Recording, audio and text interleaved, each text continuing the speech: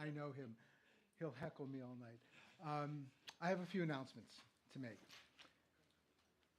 First off, please make sure you've turned off your cell phones, your pagers, your radar detectors, whatever you might have that might make noise.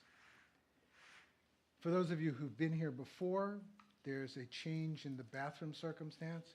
For those of you who've never been here before, there's a change in the bathroom circumstance.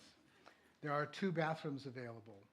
Go out the curtain, turn to your left, make the first right, and either go up the stairs or go just past the stairs. 2 bathrooms there.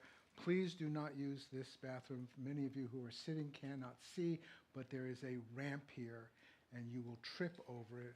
The door doesn't open properly because of it, and I almost can guarantee you that if you try to use the ramp, I'm willing to bet on this. Wink will probably try to run you over, so do not try to use the ramp. I can easily trap them. I want to thank some people who are here. You met Steve at the door. He's a volunteer. At the bar is Olivia, doing sound and taking care of our live stream and the archive afterwards are Michael and Gary. Please give them all a big hand. They are all volunteers, and Artichoke exists because of volunteers, including their executive director, their manager, Shelley. She is also a volunteer. It's completely a volunteer and nonprofit organization. For those of you who are watching the live stream or who will be watching the archive later on, I would like to encourage you to make a donation. You can do that either directly to Artichoke or you can do it through the Portland Storytellers Guild's website, portlandstorytellers.org. If you do it through us, a major portion of that is going to end up coming to Artichoke to help sustain them and keep them in business here so that as a nonprofit, they can make this space available for artistic activities, mostly music, but also storytelling. Slumgullion stew. That's what you've been invited to partake in this evening. And what is that? Well, most of our programming, most of our performances for the Guild have a theme. And we try to have stories that go with theme. Wink, Chuck, and I were unable to agree on a theme. Not entirely, but we decided we didn't want to have a theme because of the stories that we wanted to share with you.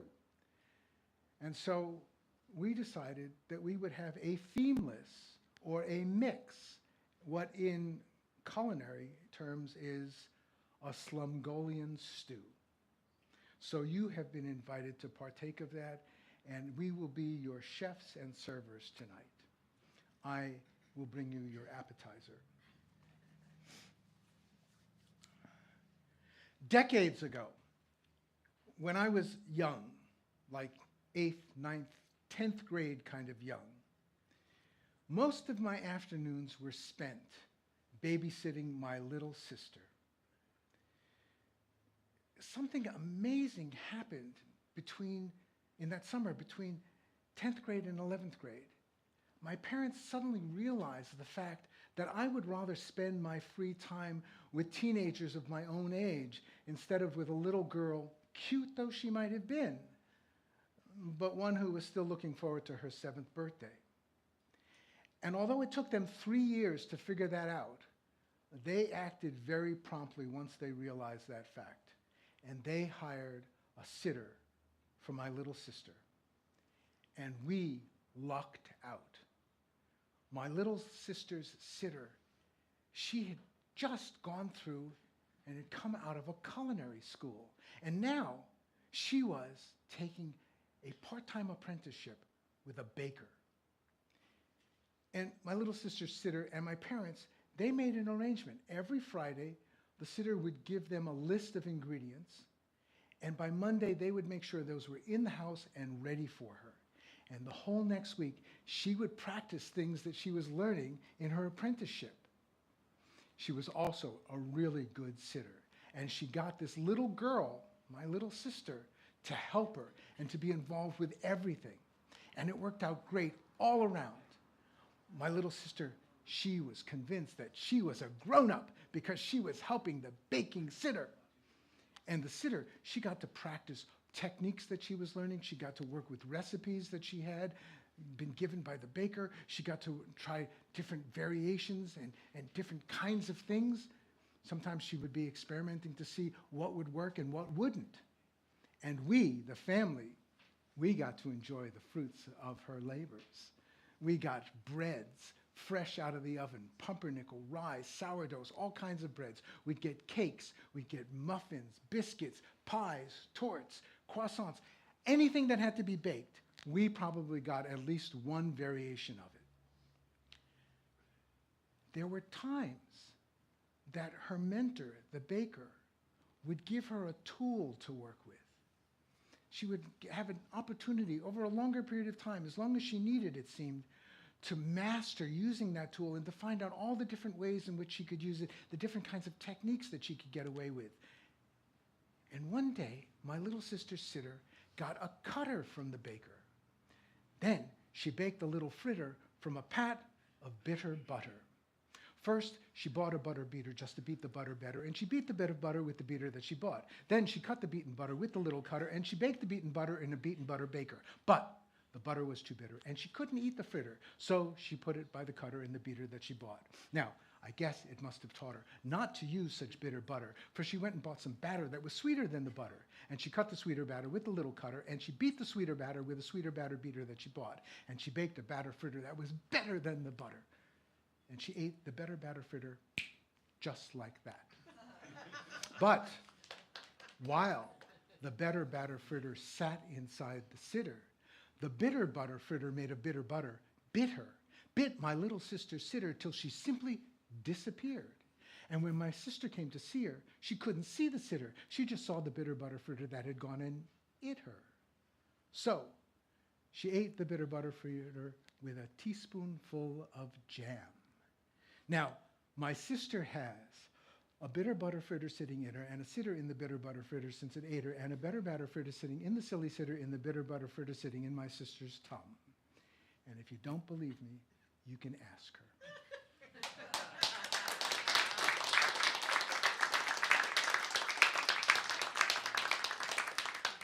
I want to acknowledge a Canadian poet, Dennis Lee, who wrote a poem called The Sister, the Sitter, and the Bitter Butter Fritter.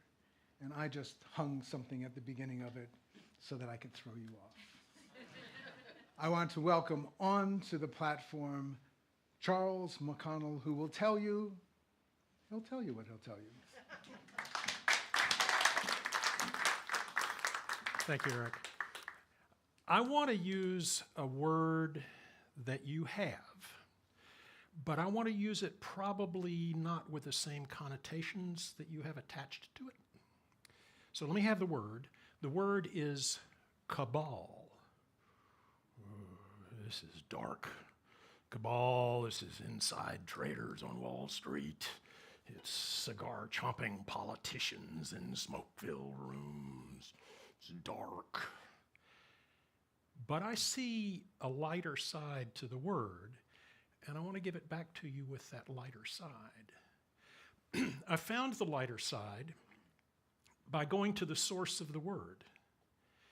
It came into English from Latin, and it came into Latin from Jewish mysticism. Way back there, the source word is Kabbalah. And Kabbalah means a group that shares esoteric wisdom. In that particular context, it was esoteric, meaning in plain view but not understood in the Torah and the Talmud. So this group shares this esoteric wisdom that is available to them because of lore and knowledge that has been given to them and experience. So that's my sense of cabal. I bet you didn't come here for a TED Talk on etymology. So let's move on from there. As I've reflected on my life, I've realized that I've been and am still a member of many cabals. And in fact, these cabals have been the stepping stones of my life, each one leading to the next with its special set of wisdom. I joined my first cabal at around age 10. At that time, there was a mail order catalog that was published in Detroit. The company was called Johnson Smith, and they sold everything that 10-year-old boys needed. You could get rubber vomit. You could get poo-poo cushions. You could get gum that would make your mouth black. You could get dribble glasses. This is stuff 10-year-old boys really need. But then, in the back of their catalog, there was about 3 pages of magic tricks. So I ordered a couple. Suddenly, I had esoteric knowledge and wisdom that others did not. The door cracked open to my first cabal, and it got better. I found out that in my town, there was a monthly meeting of a ring of magicians. Magicians don't have clubs, they don't have societies. They meet in rings. This is not from Tolkien. This comes from a magic trick called the linking rings. You've probably seen it performed. So the ring met every month. There were about 12, maybe 15 people that would show up. And it was a pretty standard formula. Everybody would demonstrate what they'd been working on, and others would say, no, do it this way. Or it was that kind of thing. It was the sharing of received knowledge and lore. I was by far the youngest person who showed up for those ring meetings, but I was warmly welcomed. It's what I've found over and over again in cabals. If you show up and say, please, I was welcomed and invited in.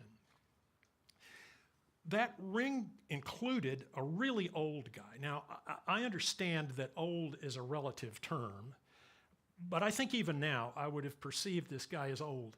Nobody really knew his name. We called him Blackie. Blackie had toured in vaudeville, the master of prestidigitation. But then, there was radio, and then there were movies, and there was the Depression, and there was the war, and vaudeville went away. So Blackie had spent most of his life earning his money in harder ways. He had calluses on his hands, knuckles the size of walnuts. But he still had all those moves. Blackie, the master prestidigitator, he'd come to the meetings wearing a red fez with a gold tassel. And he'd show us the things that he had done in vaudeville. And there was one thing that he did that I just loved. And I said, Blackie, will you show me how to do that? And he said, sure. You've got to come and stand behind me so you can see how it works. And he took me step by step. He told me everything I needed to know to do this thing that had been a signature of his performance for years in vaudeville. And he showed me every step in doing that. Do you want to join the cabal?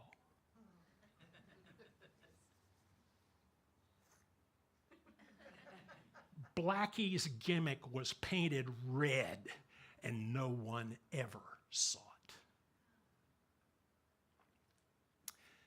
The original root there, let's go back to that, implies this esoteric wisdom that is available to those who are part of the cabal. And that too was my experience. I learned, actually Houdini articulated this pretty well. Houdini said, if I have my audience's attention, I can lead a fox chase across the stage and no one will notice. I learned that wisdom from working in that cabal. I also learned that it's pretty hard to fool 10-year-old boys. Pretty much anything shaky that you do, they'll call you out. Adults, piece of cake. By the time we're adults, our cognition is sort of on this solid track. and we know that this is going to happen and this is going to happen. None of this is possible. But if a magician goes over here and does something shady and then comes back on the tracks, we're surprised.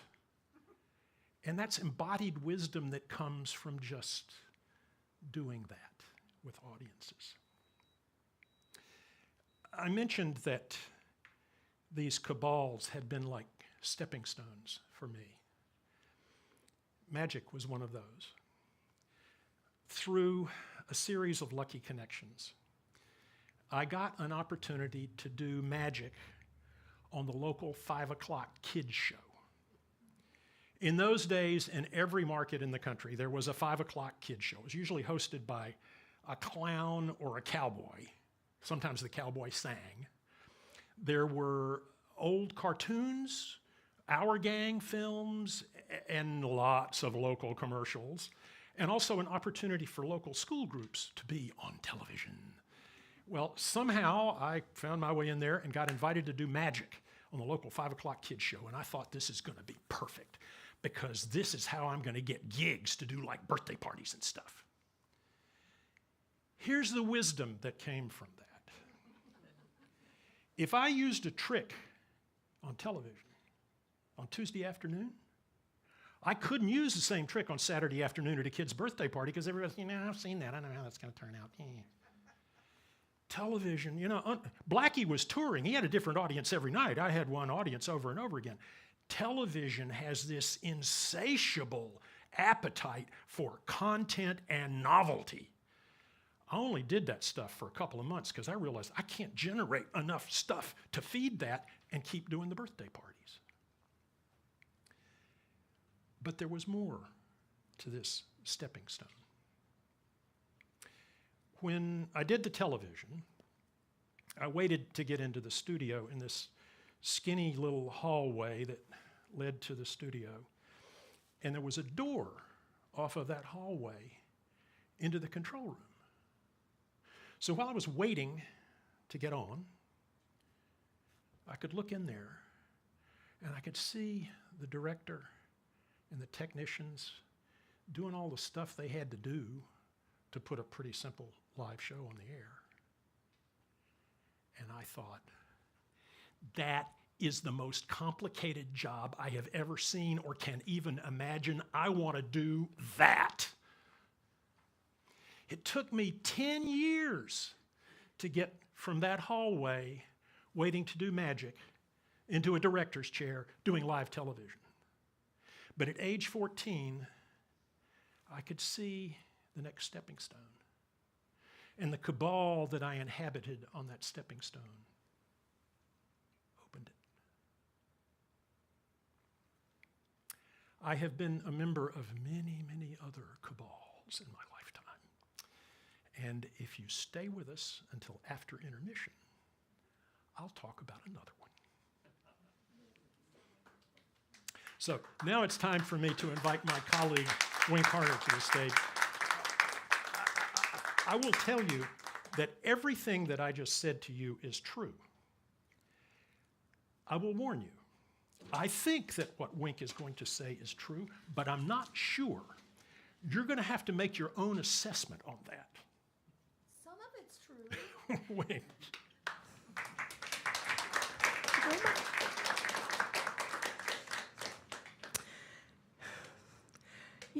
From the time I was a tiny little thing, I looked up to my big brother Dickerson. I mean, he knew stuff, and I knew I was going to learn a lot from him. I'm not sure what he exactly thought about me as the best teaching object, but I spent my entire life, I could never figure out if he was telling me, pulling my leg, telling me the truth, some of the truth, none of the truth, or flat out lies. But he was my big brother and he knew stuff, and I was going to give him the benefit of the doubt no matter what. Well, we moved from Detroit to Kansas. We were still too little to be in school yet.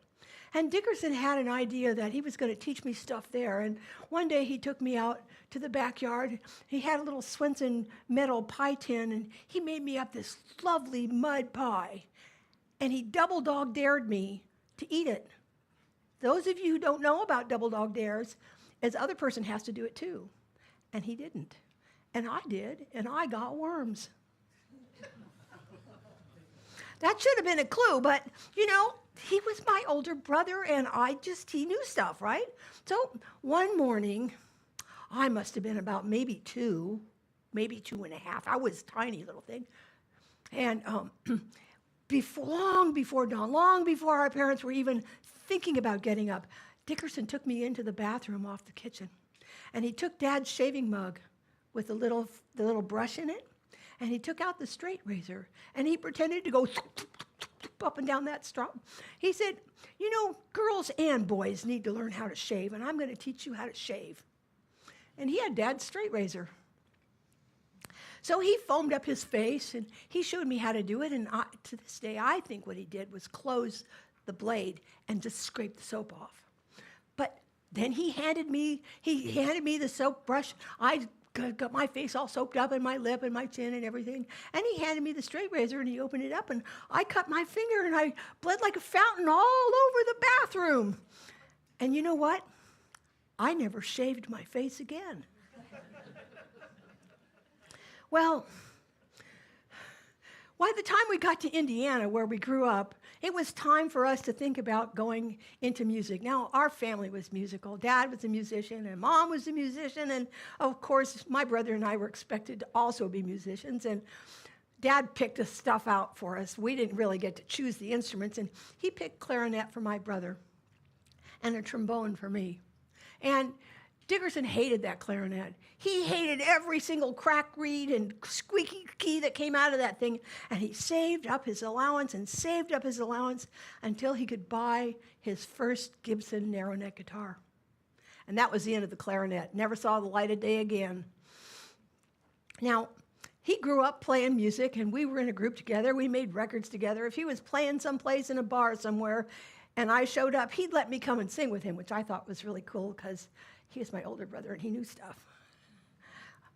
But, you know, we grew up, and the war came, and he went off to the war, and I went off to college. And when he came back, he wasn't quite the same anymore, and he didn't really he just wanted to keep himself to himself, is really what happened. He got a job at the Chrysler factory in Kokomo, Indiana, and he moved back into our farmhouse way out on West Sycamore Road by himself. And he kept himself to himself. I mean, if you showed up there, he'd talk to you a little bit, but he wouldn't instigate a conversation ever. But he had all of his instruments, and that's the other amazing thing about my brother knowing stuff. He knew how to play anything that had strings on it. He may have started off with a Gibson narrow neck, but he could play 9-string guitar and 12-string guitar and 24-string guitar. He taught himself to play the dobro and the slide guitar. He taught himself to play the fiddle. He also built his own hammer dulcimer from a kit. But the thing he loved the most, instead of lugging all of his instruments around, and he also played all the banjos. He had lots of banjos around. He loved playing the harmonica. And you know, those harmonicas are super portable. He would carry one with him everywhere he went, wrapped it up in a little bandana, tucked it in his shirt pocket, and he could play it anywhere he went. Well, one of the things about our farmhouse was it sat on a hill. In the back of the house, there was an enormous patio that was probably the same size as the house was. And it had a big wrought iron fence all the way around it. And it was probably 20 feet off the ground. It was so tall because the hill was kind of steep. And in the wintertime, you could see through the middle field and the glen and the lower field and across the river and up the hill where Whitey Ford's farm stood. You could see all the way up there in the winter, but in the springtime and summer, when the leaves were on the trees, you couldn't see past the river because it was too many trees. But, you know, Dickerson, not being around people, he'd come out on that back porch at night with a big glass of Jack Daniels and his harmonica. And he'd sit out there, and he'd sip, and he'd play, and he'd sip, and he'd play. And after he finished the Jack Daniels, he wrapped that bandana up around his harmonica and put it back in his pocket, and he went back in the house. Well, this went on for a long time. And one day he was coming home from work and there was some traffic jam going on somewhere in Kokomo, and he had to take a shortcut through Highland Park. And who should be in the Highland Park band gazebo but a contingent of the U.S. Marine Corps band? And they were playing a park concert. Well, Dickerson wasn't much on classical music, but he liked this. He liked it. And so he pulled the truck into a parking spot. He got out. And he just listened. And he listened, and he really liked to listen to the, well, Semper Fi. Of course, all the Marines loved that one. And Hands Across the Sea, and El Capitan, and the one we know the best is Stars and Stripes Forever. Oh, that was a good one. He had his toes tapping on that one. Somebody from the band came around and gave him a flyer and said they were going to be there for several days. So he made a point of coming back through the park for the next couple of days. And that night when he went home, he started practicing some of the John Philip Sousa music that he did, just playing around with it. He started off with his usual ballads and jigs and protest songs and so on. And he'd play a little bit of the chorus that he remembered from the day listening to the Marine band. And he was getting pretty good at it. And the second day he went, he was actually sitting on a bench much closer to the gazebo. And he was actually playing along with the band. Not on the stage, but playing along with them. And he was getting the whole hang of that Stars and Stripes Forever. And that the trio part, you know how it begins. Da da da da da da da da da da da da. That's the part the piccolo plays in the middle. And I can't sing it because my voice is all hoarse tonight. You wouldn't like it if I tried. But he got really good at that part. So that night he went out on the patio and he sat down with his glass of Jack Daniels and he pulled out his harmonica. And he played along and he played along. And when he reached down that next time for a sip, sitting there, right up next to his face, was the biggest rattlesnake he had ever seen in all of his life. Now, he was sitting down, and that rattlesnake was at eye level with him. And there was a little glint from the light on that rattlesnake, those rattlesnake fangs. And Dickerson and I, well, we both grew up with scout leaders as parents. And he knew that you don't move in front of a rattlesnake. You don't breathe. You don't wiggle. You don't blink. You don't say nothing. You just freeze. So Dickerson, thinking to himself, this ain't going to end good. And he just sat there. And the snake just sat there. And Dickerson figured there was a standoff at this point. He figured, what did he have to lose? The snake was that close to his face. He was going to die anyway, right? So, like a ventriloquist, he spoke without moving his lips. And he said, name's Dickerson. Yours? No one had ever spoken to the snake before. And he sat up. And if he had shoulders, he would have thrown them back, tossed his head around a little bit. Why? Nice to meet you, he said. Name's Francisco Alvarez Alcantaras. And every time he did that, his rattles went nuts. And Dickerson was just waiting for the strike.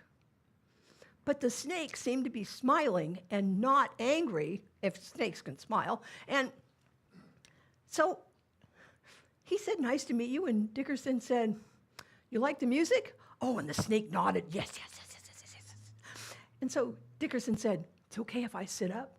Oh, yes, please. And the snake backed up a little bit. And he said, well, that was my name when I was a young snake. And everyone was so afraid of me because, you know, every time we came to a C or a Z or an S, we're Sephardic snakes from Spain, and we have a feo that makes us struggle when we speak. And my lisp is worse than anyone else in the family. So when I was a teenager, I asked my parents' permission to change my name. So I call myself Emilio. And so he bowed. And Dickerson says, well, nice to meet you, Emilio. You liking the music? Oh, yes. Shall I go on? Oh, yes. And it turns out that Emilio actually had a sense of rhythm. And he, not like a cobra, because you can't really trust them, would kind of go back and forth, but he was keeping time. And then he began to beat the rhythm with his tail. And all 8 of those rattles were going right in the right time. And he was doing 2-steps and waltzes, and then Dickerson got to the Stars and Stripes Forever, and he thought Emilio was going to burst open. He thought that piccolo part was the best thing he'd ever heard. And Dickerson said, finally, when they were done, "Why, you've got a lot of talent, Emilio. I'll be out here tomorrow night. Shall I see you again?" And Emilio nodded. He undid himself from the coil, slid off the porch, and disappeared in the woods. So the next night, same thing happened, but during the daytime, Dickerson had gone back to the park and play. He actually got invited to come up and play on the gazebo with the Marine Corps band on his harmonica. Well, everybody in Kokomo knows my brother, right? Because he knows stuff. And the press was out there, and they took pictures with Dickerson playing with the Marine Corps band on his harmonica, and the conductor and my brother exchanged names, addresses, and phone numbers, and blah, blah, blah. And that was the end of it. And Dickerson went home, and that night, they started playing nothing but John Philip Sousa music on the porch. Emilio would come up as soon as he heard Dickerson open that door, and he was sitting right there next to his chair, sitting up straight, ready to go, every night. This went on for week after week, and then one night, Dickerson came out, and Emilio wasn't there. He didn't think much about it. And he came out the next night, no Emilio, and a week went by, no Emilio, and finally Dickerson figured out, oh God, maybe something awful's happened to him. But you know, my brother Dickerson was not much for farming. I just got to admit that. He hired the guy across the road to do all the work on the farm, and my brother just would sit and drink and play music. That was his job. And he hired the guy next door to do all the work. And so it was time to do something with the lower field, and so he got Riley Pearson to come over with his truck and his tools, and they were going to go down to the lower field down by the river and figure out what needed to be done before planting happened. And so they're in Riley's truck, and they go down the lane, they go across the glen, they go through the gate to the lower field, and all of a sudden they hear all this buzzing noise. And I got to tell you, my neighbor grew up on a farm too, but he was really afraid of hornets, and he was absolutely sure that they had run over a hornet's nest because this buzzing was terrible. Well, I'll tell you one thing for sure. Hornets cannot carry a rhythm, okay? They just don't. They're just mean. And Riley basically kicked my brother out of his truck, and he turned the truck around. He said, "I forgot something," and off he took, right back up the lane. Well, Dickerson could tell it wasn't hornets, because it had beats and rhythms and continuity to it. And he wandered off across the lower field to the bank of the river, and there, across the river, I kid you not, on a limestone ledge, was a whole bunch of baby rattlesnakes. And the father rattlesnake came out, tap, tap, tap, on the podium he went, and those little babies lined up in little concentric half circles, just like an orchestra. The little boys had bow ties stuck on the underneath side of their chins, and the little girls had little pink bows stuck up here on the top of their head because there wasn't nothing to tie it to, you know what I mean? And they were all lined up in rows, and then the dad snake comes up on the platform, and who should it be but Emilio? Emilio was in charge of this, and it was 100 baby rattlesnakes in this rattlesnake orchestra. And Dickerson thought, well, I'm just going to sit here and listen. And he did. And they played a whole entire concert of nothing but John Philip Sousa music. And the best one of all was when the little babyest girl snake comes up to the front, the one with the little pink bow up here. It kind of tilted down to the side by the time they got to this port. But she, you know, little baby rattlesnakes only have one rattle. It's called a nub. But she played that piccolo part from the Stars and Stripes Forever like nobody's business. And when she was done, she couldn't really curtsy, but she took a bow and went back to her place. And as soon as that was over, my brother stood up and gave that snake orchestra a standing ovation. Emilio realized who it was that was listening, and he turned around to my brother across the river, and he said, "Well, hello, Dickerson. Thanks for coming." He said, my brothers answered him and said, "You'll be back again?" "Oh, yes, we do this every Sunday afternoon." And so I happened to be out at my brother's house, which is how I know all this stuff, because, brothers, he told me this stuff, and I was going to give him the benefit of the doubt, right? I was kind of skeptical when he told me, but he told me about the snake orchestra, and I was like, yeah, right. Sunday afternoon, 4 o'clock. So Sunday afternoon, 4 o'clock, I'm down the lane, across the glen, over the lower field, right across from that limestone ledge, and sure enough, in comes the snake orchestra. Little lines of snakes all standing around like that with the little blue ties and little pink bows, and they played all kinds of good John Philip Sousa music. Who knew? Well, Kokomo, Indiana is kind of a small town, and the word got out, and the next Sunday, the press was there. And once it hit the newspaper, the Associated Press got it, and it was all over the country. Who should call up my brother but the conductor of the Marine Band Orchestra that had been playing in the park? And he invited my brother and all the snakes to come to Washington, D.C. for the 4th of July. They were going to be in the parade for the fireworks. And so my brother, he somehow convinced the neighbor, Riley Pearson, to help him crate up those snakes. And you can't really fly snakes because snakes on a plane is not a good thing. And so they decided they were going to ship them all by livestock from the train station in Indianapolis. So they crated up all these snakes, and they got little boxes of little dead mice and little bottles of little rattlesnake milk so they could have something to drink. And they got Mrs. Snake and Emilio and my brother, and I wasn't invited. I just heard this secondhand.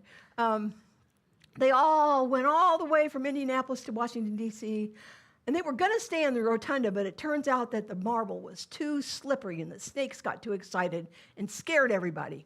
But they figured out some calmer place for them to spend the night. And the next day, of course, was the 4th of July. They were taken out to the Washington Mall and put on a flatbed trailer that was pulled by the Clydesdales. And they were mic'd because, little snakes, their sound doesn't carry very far, and this was a big crowd. So they had mics all over that flatbed wagon, and the Marine Corps band surrounded the wagon and marched with them all the way around the Washington Square Mall, playing John Philip Sousa music. It was spectacular. And so they packed everybody up, and the next day they came back on the train, and they came back to the farm, and Dickerson, well, snakes can swim, right? Dickerson took them back to the north bank of the river, that was our side, and let them all swim back across to Whitey Ford's side of the river so they could go back to their limestone ledge. Well, the snakes got pretty famous, and Dickerson got pretty famous, and I got to tell you, I can tell, even through the camera lens, that there are some of you here in the audience that are just not convinced that this was 100% true. But I got to tell you, you can go out to our farm. It's 750 West Sycamore Road in Kokomo, Indiana, 4 o'clock Sunday afternoon. You can go down the lane to the river bank, and you can go find out for yourself about the Rattlesnake Orchestra. Thank you very much.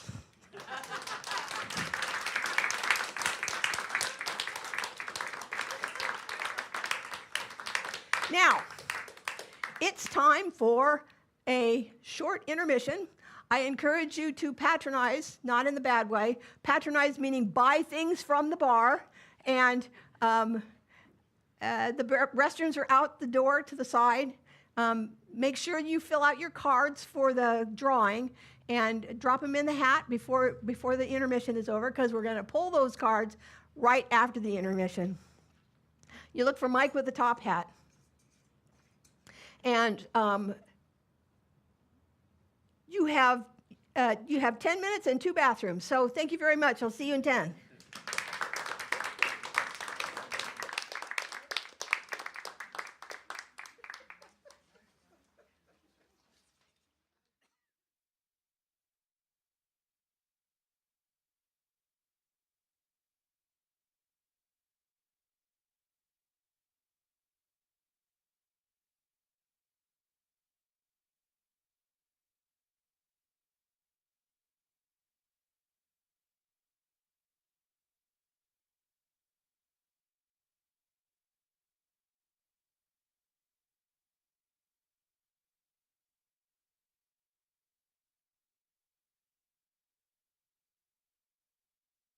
Just because I'm in misery,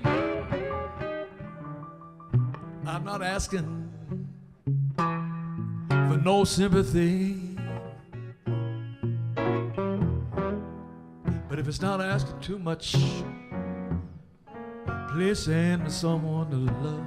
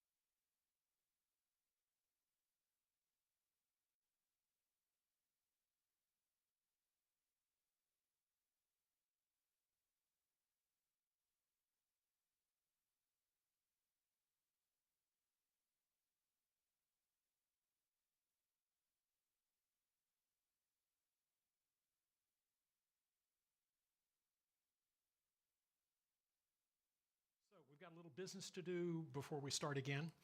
If you're here tonight, you know how to find your way here. So perhaps you would like to come back on June 14th. The theme will work on June 14th, Fate, Luck, and Destiny. At least three of the tellers for that show are here tonight. So that's Janice Alexander, Barbara Fankhauser, Eric Foxman, and Steve Henniger. We'll have tales for you on the 14th of June. That's coming up. Not visible here, but something you should know about is our swaps. This has been a regular part of the Guild's program forever. We did them live in person for a long while, and then we learned we can do them online. So our swaps happen every month on the third Sunday in the afternoon online. There's information about that at the portlandstorytellers.org website, which has all the information. The basic idea is show up and try out your story with some people who are really on your side. That's what the swaps are about. It's a workshop. 3 o'clock in the afternoon on Sundays. And then the last bit of business here, my friend Mike has collected everyone's chance. I'm embarrassed that I don't have a rabbit to put in this hat, but I don't have livestock anymore, so there's no rabbit. But there's all of these names. We're going to draw one. There's first choice here is 2 free tickets for the June 14th show right here. If that doesn't work, Eric Foxman is here, and he's got something else up his sleeve if you're going to be in, I don't know where, New Zealand on the 14th of June. So here we go. And it is Ron Crosby. Are you here? Oh, yeah. Then I hope you will come back. So, Ron Crosby, that's it. Thank you. Congratulations. Can I have my hat back? Well, wait, I'd kind of like it, Mike. Thought I was going to get to keep it. Okay, are you still with me on Cabal? Sure. Small group that has access to esoteric knowledge. And like I said, I've been a member of many cabals and remain a member of some. I see some familiar faces. So I think some of you may have been here last year when I talked about some of my experiences flying small airplanes.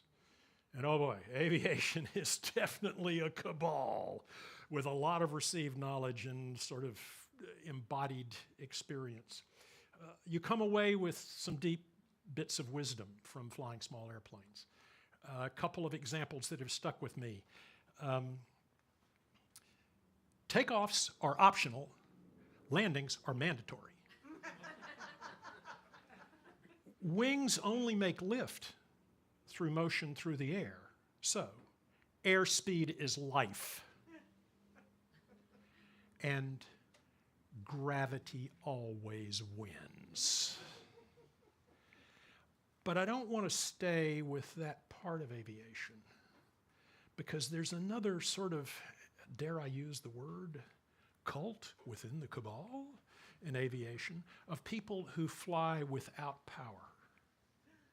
So after I'd been flying for some time, I thought, well, maybe learning to fly sailplanes would give me a chance to improve my airmanship. I was living in South Carolina at the time, and I found a glider operation nearby, and they had their own glider port, basically a 1 square mile of just flat open grass so they could take off in any direction.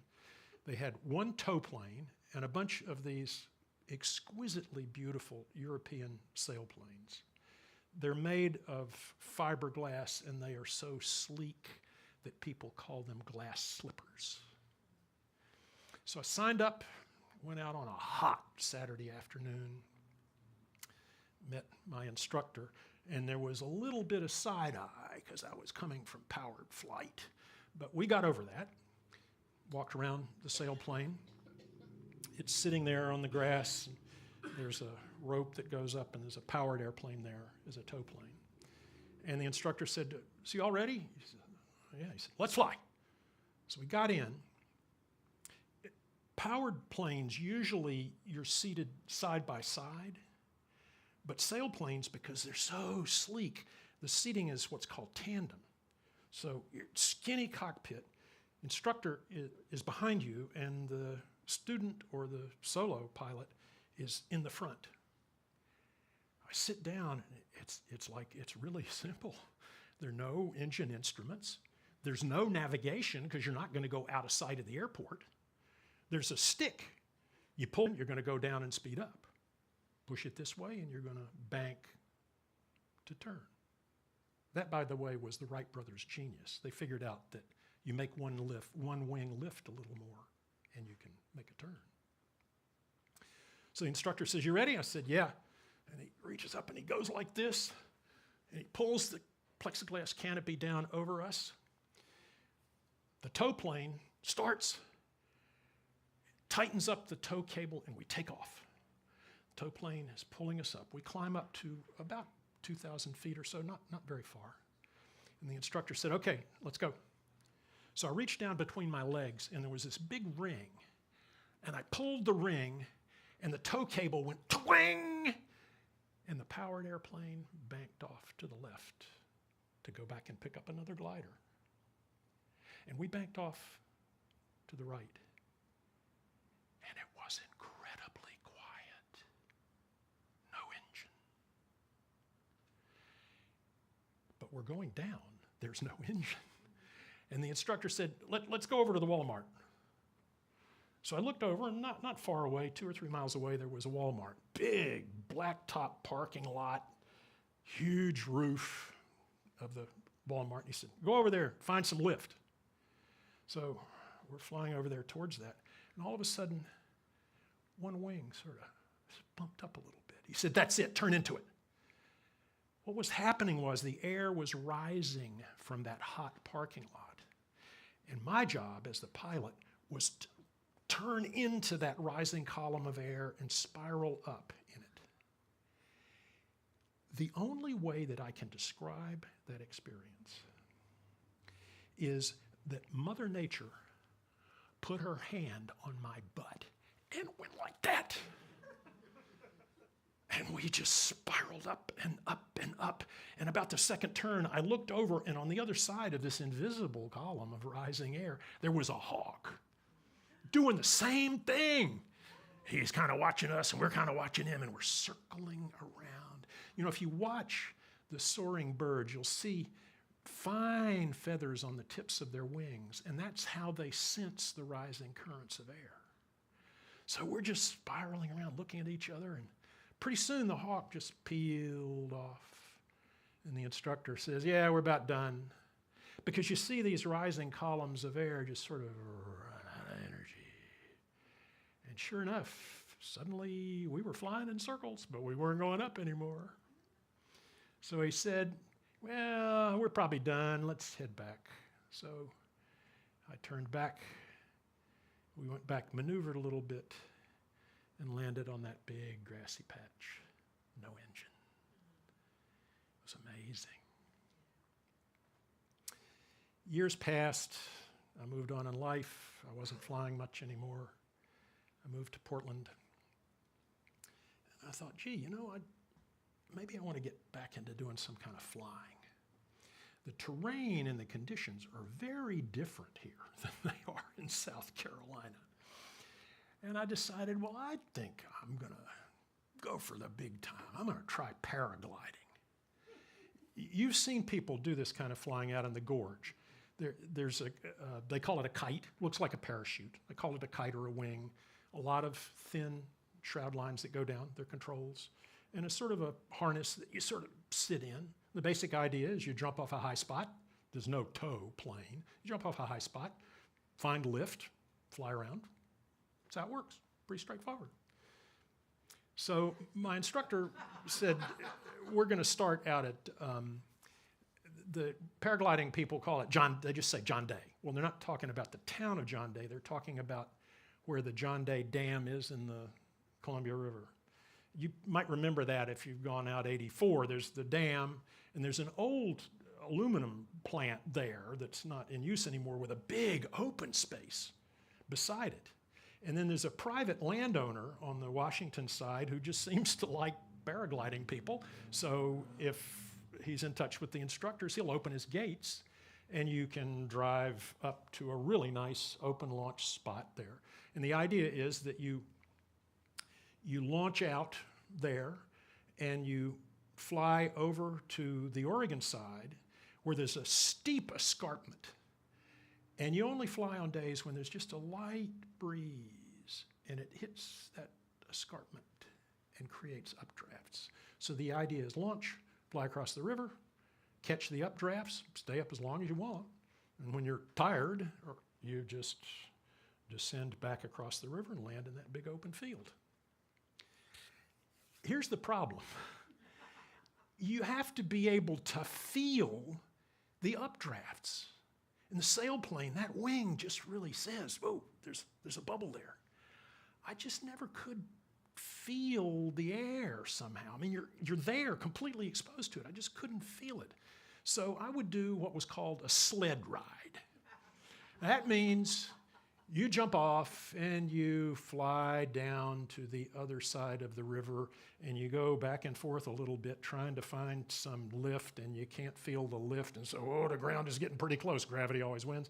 And you have to come back across the river if you don't want to go swimming and land in that field.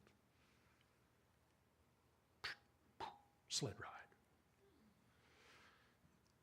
And my instructor, I had a radio, and he'd say, "No, go there, go there." I just never could, just couldn't seem to feel that lift in the wing.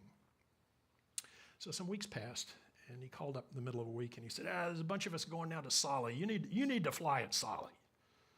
That didn't make any sense to me. I'm kind of new in the cabal here. Solly refers to a site that's owned by a dairy farmer. His name's Solly Smith. And, when you drive to Tillamook, the road's really skinny through the Coast Range, and then all of a sudden it just goes whoosh, it kind of opens out just before you get to Tillamook. Well, next time you're down there, if you look, there's a road that goes off called Solly Smith. Solly Smith has this big dairy farming operation there. Lots of bazillion cows. I don't know, a lot of them. He too seems to like having paragliders around. So if it's worked out midweek and the weather looks like it's going to be right, he'll run his cows off of one of those pastures, open gates, and so the paragliders can come in on Solly Smith Road and drive all the way up to this wonderful launch site. It's really wide open with a clear break. And you get a nice, gentle onshore wind that's going to produce this lift. So we're on the way down there, and the instructor's saying, "Yeah, this will be good for you. You're having trouble finding the lift." Here's the thing.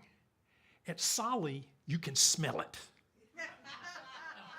And sure enough, I get there and I lay out my kite, and I'm just kind of feeling a little bit of breeze. And the way that works is you pull up the lines and run towards the edge and jump off, and the kite is full of air and you're flying.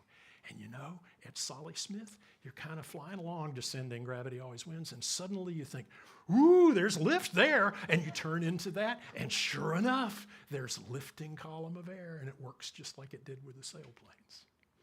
So this is more of the sort of deep wisdom, embodied wisdom, that can only come when you apply the received knowledge and lore to the experience.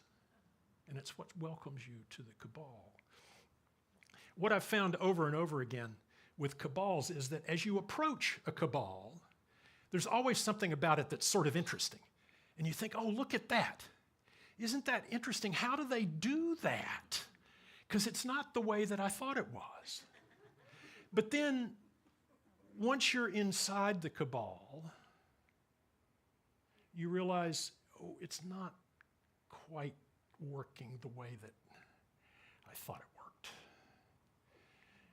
But then, the longer that you stay there, and the more of that embodied wisdom that you gain, you realize that in fact there really is magic in the cabals, and its access is limited only to those who are members.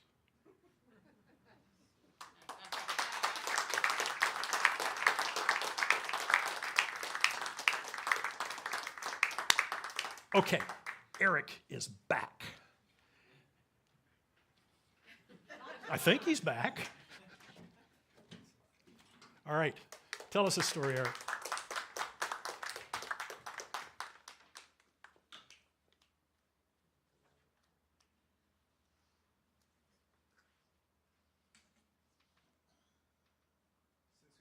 we moved the microphone, I think I need to turn it on. Since we moved the microphone, do we need to check it? We're good? Okay.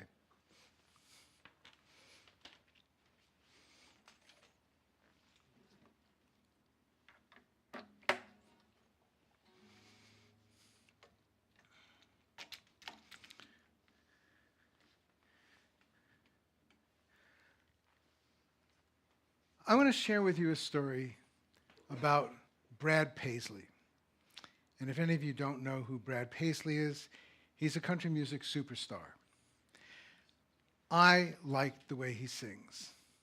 I happen to be what I call a guitar strummer. I am not a guitar player.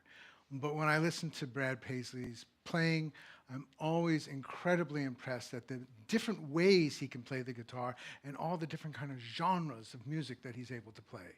But what I really like the most about Brad Paisley is him as a songwriter. So stop and think about this for a moment. This is a man who has written a love song to his wife. It is a tender and revealing song. In this song, he lets you know that he is a flawed human being. He confesses that he's not perfect. And yet, not once, not twice, not thrice, but 4 times in the song, he pledges that because of the tremendous amount of love that he has for his wife, he promises that every single night he will put the toilet seat down. You gotta love a songwriter like that.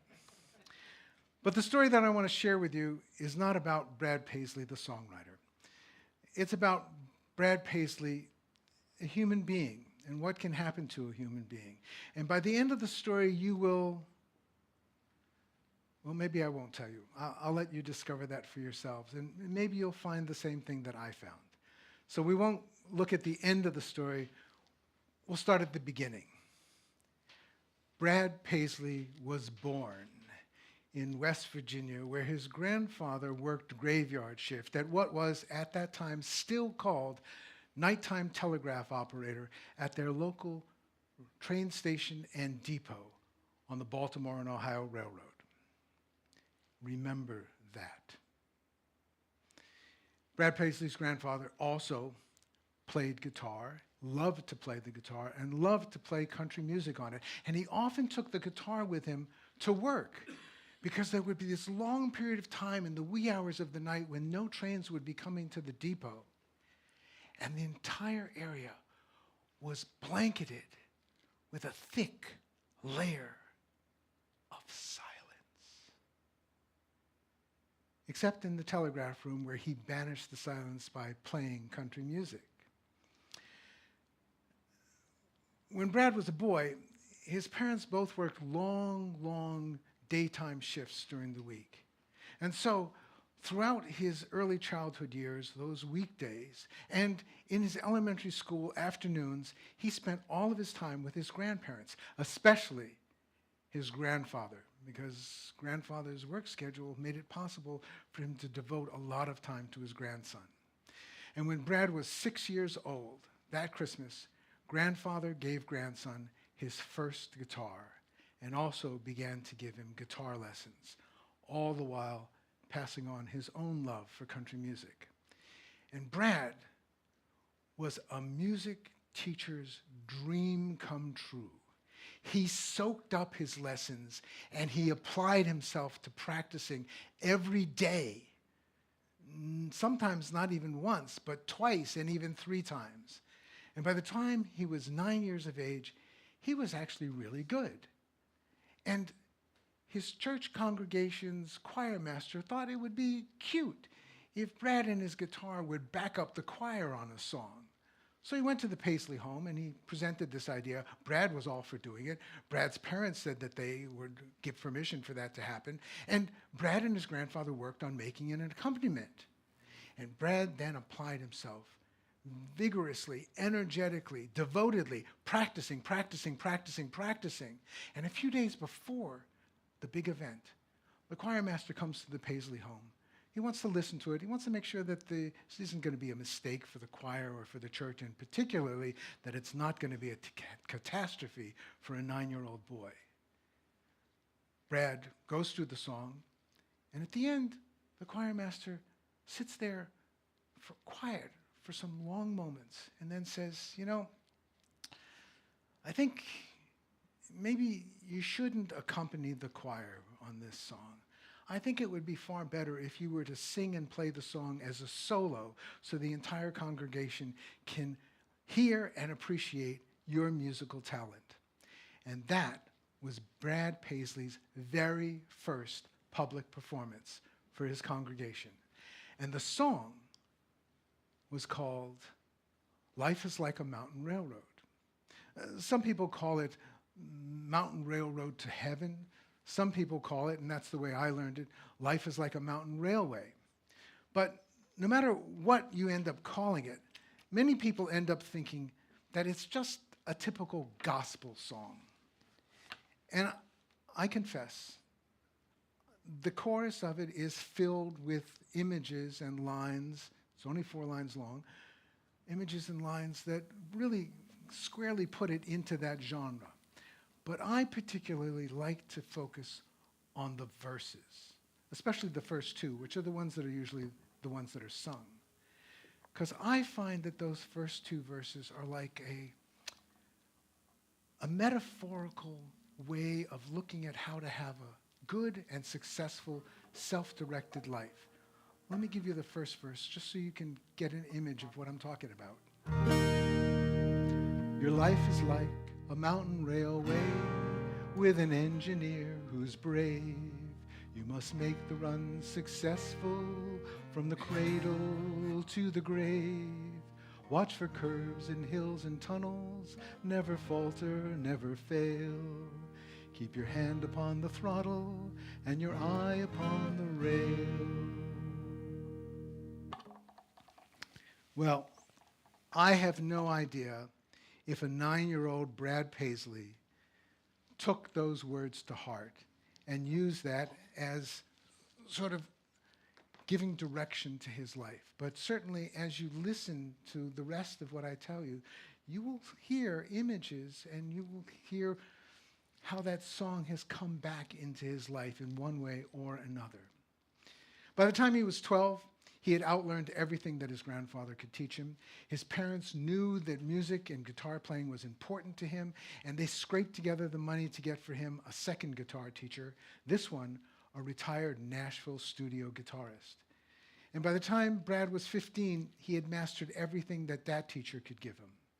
All through high school, he played with a band, not composed of high school students, but composed of musicians who had been, for about twice as long as Brad had been alive, professional musicians with lots of experience. And here was this young high school, inexperienced guitar player who managed to keep his own and keep up with them and at times actually outshine them. And when he graduated from high school, he then took a double major in music and business with a subspecialty in the music business at a college in Nashville, Tennessee, the home of country music. Inevitably, he ended up becoming a studio musician himself, and there it was that he was discovered as a singer, a songwriter, and a performer, eventually becoming a country music superstar. Now, I don't know if any of you have ever really thought about this deeply. I had a conversation not that long ago with a neighbor of mine, and it really came home to me that in order to be a superstar and to remain a superstar, you have to go on tour, and you have to do a lot of touring. And Brad Paisley with his band have done a lot of touring. I want to tell you about one tour that happened in the year 2010. This was a tour with 75 concert dates in the span of 5 months. That's 150 days. You can do the math. That's a concert every other day. But be aware that they took a 2-week break in the middle so they could return home and spend some time with their family. And some of the concerts were overseas, which took longer to get to and set up and then come back from. So that concert tour was really jam-packed at certain points. So this tour starts in May 2010, 15 years ago. And 3 weeks before that tour began, the city of Nashville and that whole area around it, that whole vicinity, was hit with 2 days of incredibly heavy rain. It was described as a biblical downpour. There was so much precipitation that the Cumberland River rose and crested 12 feet above flood stage, and the entire downtown area of Nashville was inundated with floodwater. Brad Paisley's band had all of their instruments, including all but one of Brad's personal guitars. All of them, the instruments, the guitars, the fiddles, the drums, the keyboards, all of the sound equipment, the amplifiers, the speakers, the mixers, the stands, the microphones, the cables, everything had been packed in a tractor trailer, parked in a secure parking lot at a warehouse at the lowest point of Nashville. And it was all completely flooded. Everything in the trailer ended up being warped or corroded or waterlogged and soggily swollen. Everything was destroyed 3 weeks before the start of this huge tour. And totally unplanned and uncoordinated, musician friends stepped forward and lent the band instruments to use. And for those that weren't going on tour themselves, they lent them equipment, sound equipment, that they weren't going to be using for the next few months. And companies that Brad had worked with over the years voluntarily went into 24-hour overdrive to be able to make the things that they needed for the tour. And miraculously, 3 weeks after this rain, they left on time for the tour, and not a single concert date had to be rescheduled or canceled. A couple of months later, it comes time for that break. They all come home to spend time with their family, to take a break from the traveling. Brad gets home, and there awaiting him is a check from the insurance company for his losses in the flood. And he is able to pay for all of the replacement items that he has had to order. And he has a little bit of money left over from that insurance payment. So Brad goes to his favorite music store in downtown Nashville. And the owner invites him to come on upstairs and see some of our new arrivals. Upstairs is the kind of place that mere mortals like you and I would never, ever go. It's not that the door to the upstairs is barred. It's not like there's a gate with a padlock on it, but there's a barrier that is much, much stronger than that. For the upstairs is one of those hyphenated, if you have to ask how much it costs, you can't afford it kind of places. Brad goes upstairs and he discovers there a pre-World War II Martin acoustic guitar. These vintage Martin guitars are rare and they're highly prized by musicians. Not just because of the beautiful Brazilian bodywork, that rosewood that's used to make the body, and not because of the Adirondack spruce soundboard tops. Those two things together create a rich and mellow sound that is incredibly distinctive, and it's been described by some people as the kind of sound that either the musician or the audience just wants to luxuriate in. But these vintage Martin guitars, their inside construction is such that they allow, let me use the words, of some players who have been blessed to have the opportunity to play a Martin guitar. It allows the entire guitar, from the top of the headstock all the way to the tail pin where the strap attaches, the entire guitar to act like a human voice, and it simply sings.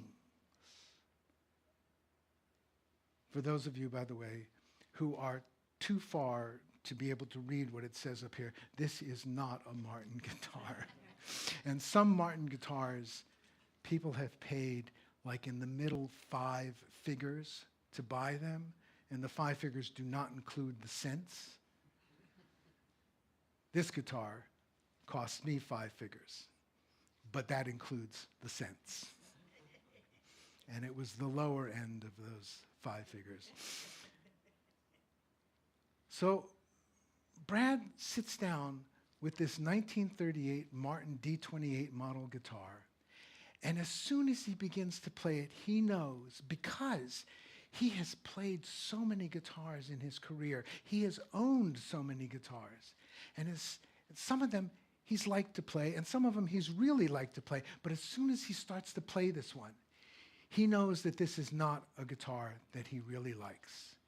He knows that this is a guitar that he loves.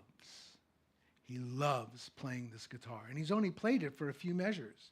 He realizes that the fret spacing seems to have been made just for his fingers. The action on the guitar, the action is the distance that the strings go down to hit the neck. The action on the guitar is a guitar player's dream come true, all the way up and down the neck and across the fretboard. It's absolutely perfect. But then I need to tell you something which is really difficult to describe and will be even harder for you to comprehend. Brad has this experience that as he's playing it, that he and the guitar both know what the other one wants to do next musically. And both the instrument and the player want to try to make it possible for the other's dream to become audibly real. He feels like he and the guitar are one being. He loves playing this guitar, and he wants to buy this guitar. But it's so expensive. But he has the money left over from that insurance settlement check, but there are things that he probably should use that money for instead. But he really loves this guitar, and he really wants to buy it, but it's so expensive, but he has the money left over. These thoughts keep going round and round and round like the wire wheel in a hamster cage. And he can't think of anything else. And finally, he just has to give the guitar back to the salesperson and leave so that he can clear his head. And a few days later, he decides he's going to come back and he's going to try again. He's cleared his head. He's not going to be bothered with those thoughts anymore. Now he can come and he can make a rational decision whether or not he should buy the guitar or not. And he sits down and he starts playing it, and he really loves it, but it's so expensive. The thoughts keep coming around and around and around. And finally, he has to just give the guitar back again and leave again in order to clear his mind again. He comes back a few days later for a third time. And now he brings with him one of his really good friends who is also a professional guitarist. And Brad gives the guitar to the friend, and the guitar plays just a few measures on it and then hands it back to Brad, because he knows, after all, Brad is the one who's going to have to make the decision. And more importantly, Brad is the one who is going to have to live with whatever the decision is, whether to buy it or not. And Brad begins to play, and he hasn't even played it for a couple of minutes when his friend leans over and puts his hand across the strings, dampening them so Brad can't play. And he says, "Brad, you have to buy this guitar. The two of you sound like you belong together." And Brad, he's struck with this. And inwardly, his reaction is, "Yes!" As he's recovering from the shock of having made the decision to buy the guitar, the store staff hands him a single sheet of paper on which there is a handwritten note from the daughter of the previous owner. The note says, "My father bought this 1938 Martin D28 guitar brand new. He loved to play it every single day of his life, and he always played country music on it. In fact, my father always took this guitar with him to work when he was the nighttime operator at the Proctor station on the Baltimore and Ohio Railroad." Brad is shocked. The Proctor station is the next one down the line from the one where his grandfather had worked.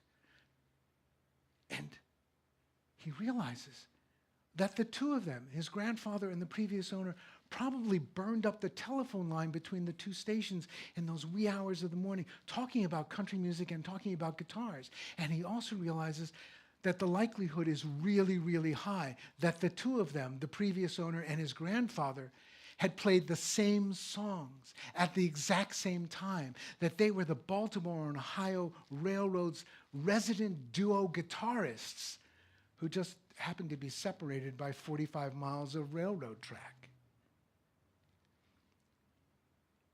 He picks up the note and continues reading. "When my father retired from the B&O, he moved out here to California, and he continued to play this guitar until the end of his life. But after he died, there was no one in our family who played guitar, and it has sat unused for almost 15 years. I've decided it's time for it to move on to someone else who will enjoy playing it as much as my father loved to." Brad pays for the guitar, and he asks the store staff to please phone the daughter and tell her that her father's guitar has found its way into the hands of a fellow West Virginian, and that he is looking forward to letting it make music the way it had become accustomed to do so for so many decades before. And the next day, Brad and his band leave for the second half of their tour. They leave Nashville, and when they get to North Carolina and are setting up for a concert there, the house manager comes and hands Brad an envelope, on the outside of which is written, "Here are some photos of your 1938 Martin D28 guitar. It is from the son of the previous owner. His sister had told them that Brad Paisley had bought the guitar. And on the spur of the moment, he and his immediate family have driven 6 hours across North Carolina to come and hear Brad Paisley play and to give him the photos." Brad tells the house manager, "Tell them that they are invited to come backstage after the concert." And when they do, he takes out the guitar and he plays for them a couple of songs on it. A private, personal concert just for that family. And when he's done, the son stuns him by saying that the last time the guitar was played was at his father's funeral. And the last song that was played on it was "Life is Like a Mountain Railroad."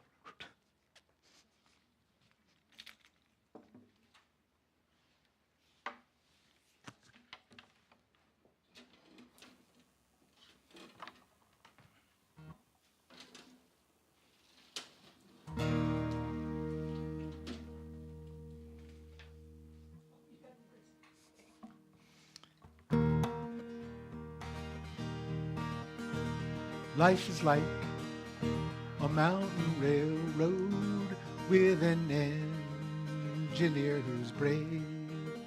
You must make the run successful from the cradle to the grave. Watch for curves and hills and tunnels. Never falter, never fail.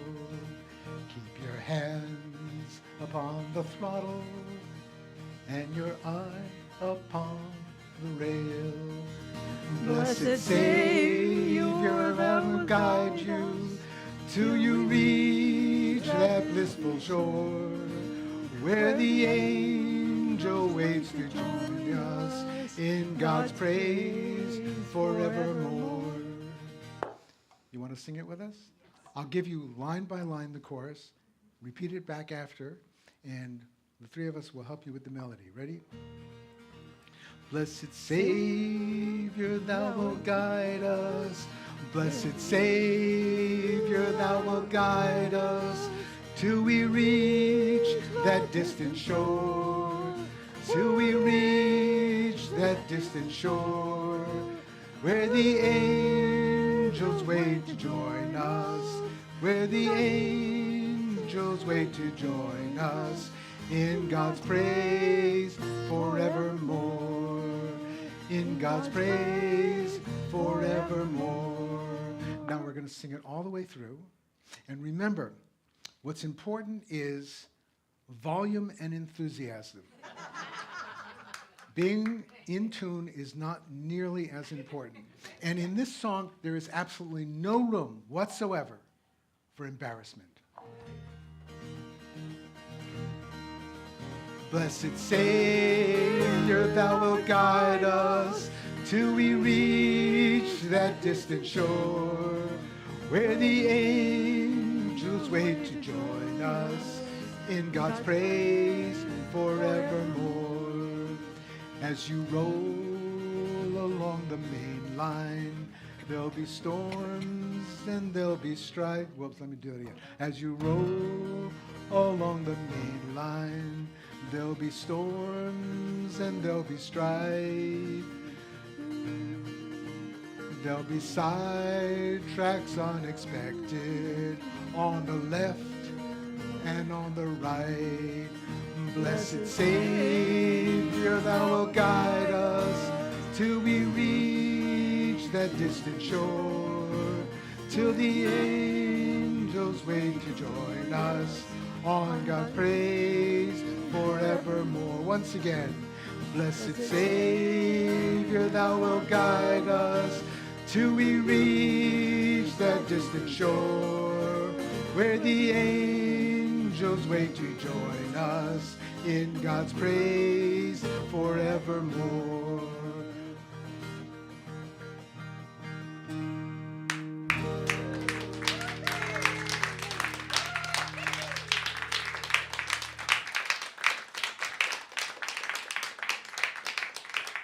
Thank you all for coming. Thanks for participating, especially.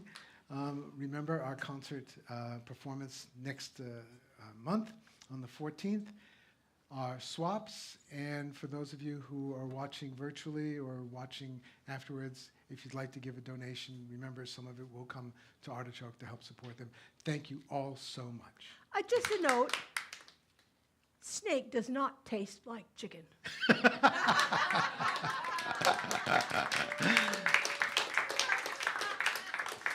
Spoken by someone who probably knows. Thanks so much. Take care.